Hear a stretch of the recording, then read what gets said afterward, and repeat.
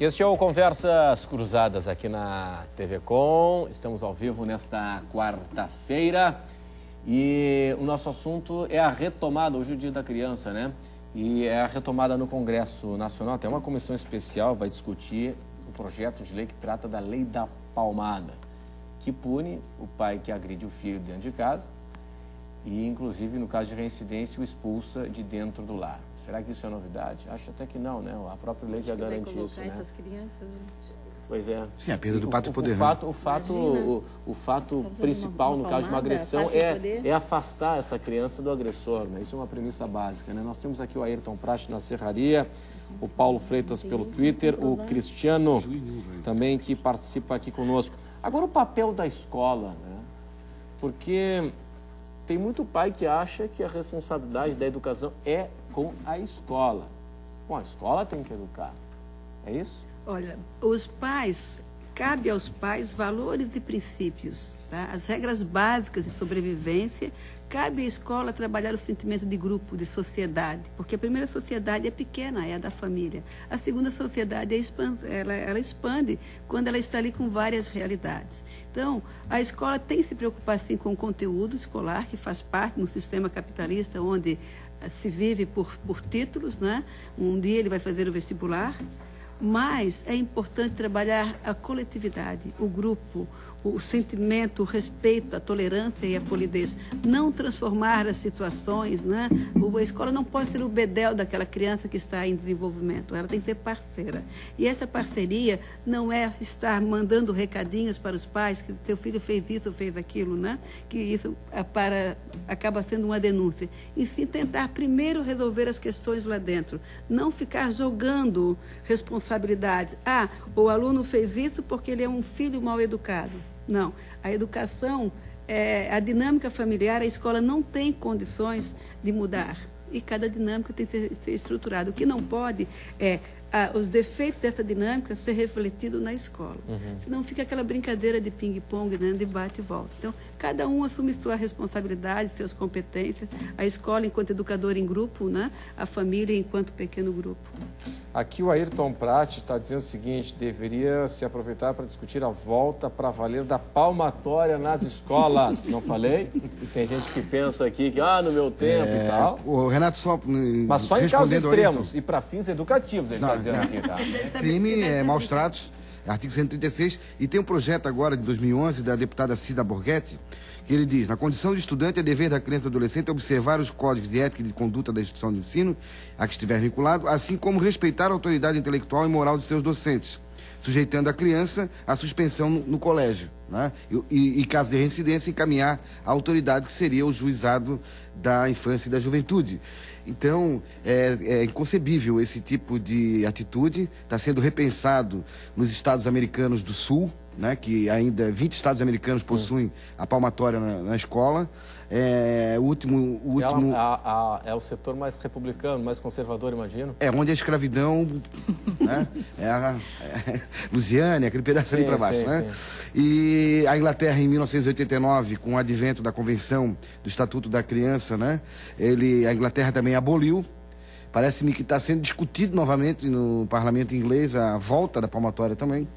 Mas eu acho que é um retrocesso e no Brasil não tem como, é inconstitucional. Sim, sim. Renato, é importante falar em relação à escola que, primeiro, existe uma diferença entre aluno e discípulo. Existe uma diferença muito grande entre professor e mestre. Talvez no nosso tempo, talvez um pouco mais atrás, nós tivéssemos mestres, né? Pessoas que o aluno acreditava e ele se tornava discípulo, ele seguia. E talvez seja esse o momento de resgatar a figura desse professor. Quem é o professor que está lá comandando aquela criança? Eu sempre costumo dizer que não se comete erros quando se trata de seres humanos, né? E não se pode, né? Pelo menos tem que eliminar a margem de erros. Mas um médico, uma pessoa que vai fazer uma cirurgia, ela corre riscos de errar com uma pessoa. Uma sala de aula, um professor pode errar com 30, 25 alunos. Então, daí a responsabilidade de quem vai assumir este barco, a direção, quem é o professor que está ali, cadê a autoridade dele, como é que ele se sente estar ali comandando esses jovens. Formação, a própria educação, a formação do educador. Mas, de fato, o Brasil, numa comparação mundial, a qualidade educativa do Brasil está muito baixo, da educação pública, né? E mesmo a educação pública, que é onde está a grande maioria das nossas crianças e adolescentes. Além da questão de conteúdo, que a gente sabe que nós temos crianças que estão na 4ª série, que não têm alfabetização, que não são alfabetizadas, e mesmo no ensino médio, que não sabe escrever uma redação ou realmente interpretar um texto. Eu entendo também, sabe, que esse discurso de que o Brasil está, de que os professores estão, que a educação está, eu acho que também limita. O que eu entendo que cada profissional que assumir uma classe, ele também tem que se melhorar. Ele também tem que entender. Então, que o governo... Entretanto, uma política de governo precisa... O professor não é cobrado. Mas a questão também... Claro que o professor ele é mal remunerado, ponto. Isso é um fato. Mas ele não é cobrado em nada. A gestão educativa precisa melhorar. Não é cobrado em nada. Assim, a qualidade educativa precisa melhorar. Pouca, né? Assim, a questão que a Albertina chama a atenção tem a validade do seguinte... O professor, antigamente, o professor que dominava a classe não era o professor da palmatória, simplesmente. Podia até usar a palmatória, mas ele se virava nos 30 para ensinar a criança, para envolver, para induzir a criança. É motivação ou é preparo? É indução, é preparo, e o professor tem que aprender a induzir a criança na ação, assim como o pai. Né? Assim como o pai, ele tem que aprender ou tem que saber induzir, se não tiver condições, tem que buscar formação, apoio, ajuda para isso. Observação em relação à escola. A escola tem uma agenda. Né? Essa agenda é do pai ou é do aluno? Supõe-se que é do aluno. Cadê a sua agenda, fulano? Essa agenda é do adulto. Sim. Tá? É um comunicado. É a comunicação do professor com o pai. Professor com o pai. Mas o que vem nessa agenda? É uma denúncia? É uma queixa? Ou é um comunicado? É isso que nós, enquanto adultos, devemos saber o que estamos fazendo ali com essa criança. Seguinte. Aqui eu tenho várias manifestações, né? O pessoal tá mandando muita participação, isso é muito legal. O Paulo Freitas, no Twitter, diz o seguinte: palmada hoje e sempre, sob pena de no futuro pagarmos um alto preço.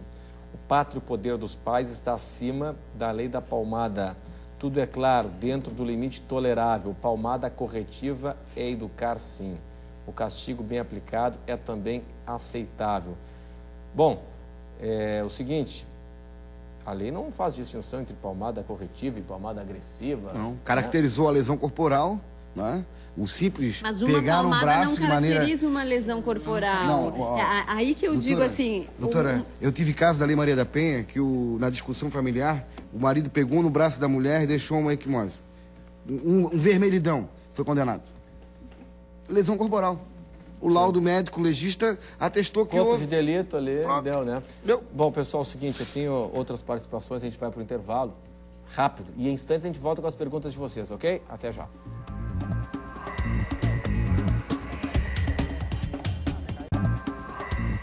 Esse é o Conversas Cruzadas aqui na TV Com. Uma palmadinha, dói ou não dói? É a lei da palmada que a gente está discutindo aqui, que está sendo retomado o debate no Congresso Nacional. Hoje é o Dia da Criança, né? Um dia adequado para discutir esse assunto.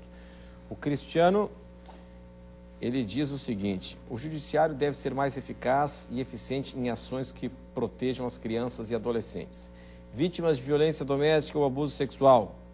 Em muitos casos, pais ou responsáveis são os culpados, mas quem sai de casa... são as vítimas pela burocracia da justiça. As crianças são tiradas de casa e vão para os abrigos. É isso que está acontecendo? Isso é de fato quando são atendidas, né?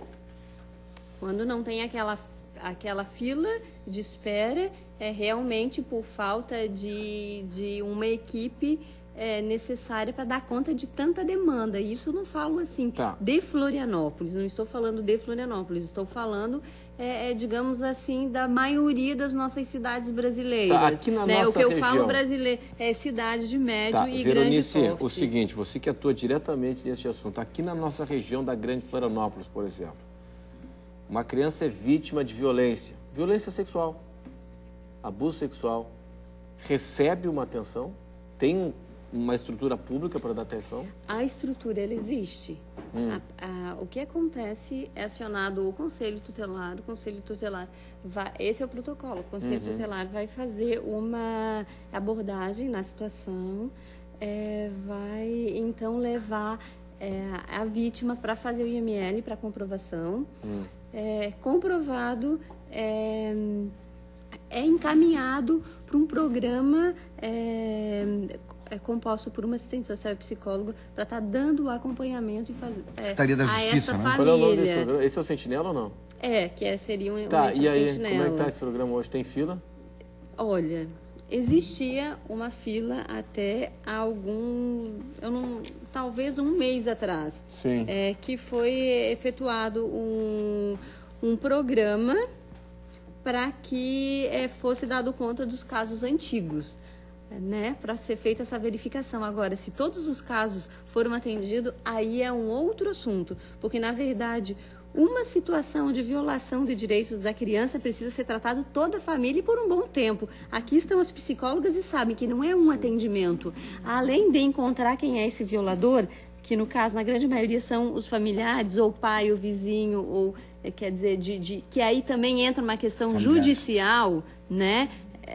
Tirando essa questão judicial, tem a questão da assistência, sequela, né? Que precisa ter atendimento psicológico, que precisa ter atendimento de assistente social. Aí tem famílias que ficam 2, 3, 4 anos sendo atendido por essa equipe. Entendi. Então, o que eu quero, estou dizendo assim, precisa de um volume muito grande de pessoas e é fundamental para a garantia do direito da criança e do adolescente. Se trata a criança, se trata a família, né? E dependendo do caso, só para responder à situação, dependendo da situação, é feito o abrigamento dessa criança, mas nem todos os casos são de abrigamento.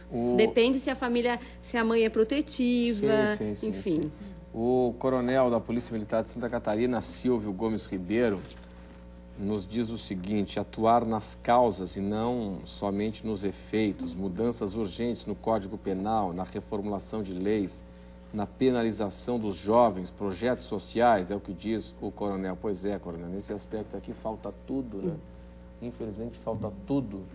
Nosso cobertor ele é tão curto, o Estado brasileiro ele é tão demorado, né, nessas ações, nessas práticas. O Código Penal foi constituído agora com a nova comissão de doutrinadores, né? Pessoas capacitadas, técnicos, expoentes no direito penal. Só que quanto tempo vai levar? Mas também é o seguinte, a gente fica tentando resolver os nossos problemas com novas leis, né? A gente precisa de novos comportamentos também, né? E aí uma coisa importante, acho que em relação, aproveitando que a Veronice disse, assim, o que tem que preocupar aqui nessa situação da lei da palmada? Não é a lei em si, né? Porque a Veronice aí trabalha com situações muito mais drásticas, que se sabe muito bem, leva 4, 5, 6 anos para a coisa ir a cabo, né? Para uma criança ser retirada do seu lar, mesmo que seja um lar onde há agressão, isso é um processo moroso. Então não é porque o pai deu uma palmadinha no filho que ele vai ser preso amanhã. Agora, isso traz à tona o quê? Toda essa questão de, seja em casos extremos, seja em casos leves, que até passam despercebidos, como estamos educando as nossas crianças. E aí é importante entender o seguinte: a vida civil, vamos dizer assim, a nossa situação de pais, né, a relação com criança tem que ser estabelecida em termos de sociologização, de envolvimento, de compartilhamento. A nossa sociedade hoje em dia está muito tentando recuperar e tentando estabelecer as relações em termos de autoridade, né? A autoridade funciona muito bem e tem que funcionar dentro de um quartel. É lá que precisa de hierarquia, é lá que só quem comanda é o comandante, os outros apenas obedecem porque precisa ser assim, né? Na família não pode ser assim, porque se trata de educar uma pessoa, não é o estabelecimento de uma profissão. Né? Então essa questão aí é bastante relevante.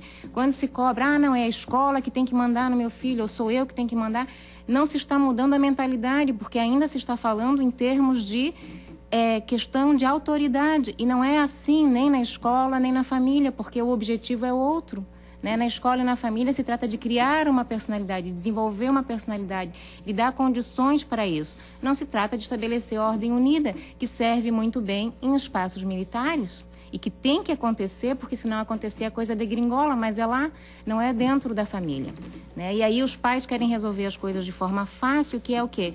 Sentado no sofá, vendo televisão, desce daí, desce daí, desce daí. Se não desce daí, pá, palmada. Vai lá, brinca, tá pulando no sofá. Não, filho, vem cá, vamos brincar ali. Vamos empurrar o carrinho aqui na... É bem que hoje eles botam DVD, videogame, isso é fácil também. Patati, patatá. Eu tenho um de 1 ano e 6 meses em casa. Outra questão também que o doutor falou ainda há pouco é dos bons exemplos, né? Há pouco tempo veiculava na internet 2 jovens enforcando um gatinho. Eu abri a internet e aparecia essa imagem. Paralelo a isso, tinha 2 crianças humildes salvando um cachorrinho que caiu no rio. Por que que a dos meninos enforcando o cachorro foi muito mais propagada do que a outra? Então, o que nós adultos estamos mostrando também, né? Então, seria importante fazer o processo inverso também. Famílias que estão educando sem a palmada, o que eles estão fazendo para conseguir os efeitos positivos? Jovens, os jovens estão crescendo, eles estão amadurecendo, eles hoje fazem uma bobagem, mas daqui a 5 anos, 3 anos, eles não estão fazendo mais. Passou aquela fase. O que precisa é o adulto fazer essa escolta para que ele faça essa travessia com competência. Isso aí não é notícia boa, né? Pois é. Então, mas nós adultos alimentamos isso também. Então, é o nosso espelho, cultura, né? Quando a gente diz, o jovem está perdido, o jovem não está nós perdido. Nós estamos pegarmos, perdendo os jovens, se nós porque eles pegarmos estão crescendo. o ranqueamento, né, no site, enfim, no próprio QQRS, no diário.com, as notícias mais procuradas, mais lidas, é só tragédia. Mas isso é cultural, só né? É uma coisa que a gente pode fazer acidente paralelo. E até assim, uma coisa bem curiosa que dá para a gente polemizar um pouco conversando é o seguinte, né, os pais, a grande manifestação, eu estive olhando aqui para o debate, o que estava veiculando na mídia a respeito dessa lei, e a maioria das colocações era essa, como um Twitter que veio aqui, tem que voltar a Palmara, tem que isso, tem que aquilo. Né, aí é importante perguntar assim, em várias famílias aí a gente tem aquelas pessoas que cuidam dos cachorrinhos, é uma questão de adestramento, mas vamos ver, na família tem um cachorrinho, vê quem daquela família trata o cachorrinho a beliscão e palmada. Né? Então, não é tão difícil assim. Né? Não é nada difícil, na verdade. Ali é uma questão de domesticar, mas o próprio domesticamento não é feito com punição. E por que as pessoas sabem fazer? Porque elas vão lá, brincam, levam o cachorrinho para passear, levam o cachorrinho para subir na cama. Porque tem amor, né?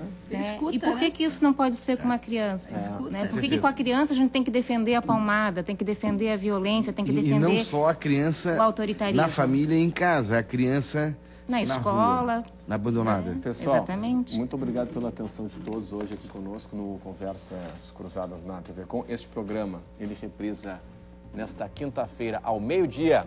Obrigado em especial pela atenção de vocês também em casa. Nesta quarta-feira ao vivo, no Conversas Cruzadas aqui na TV Com. Conversas Cruzadas, quem decide e tem opinião, assiste. Tchau!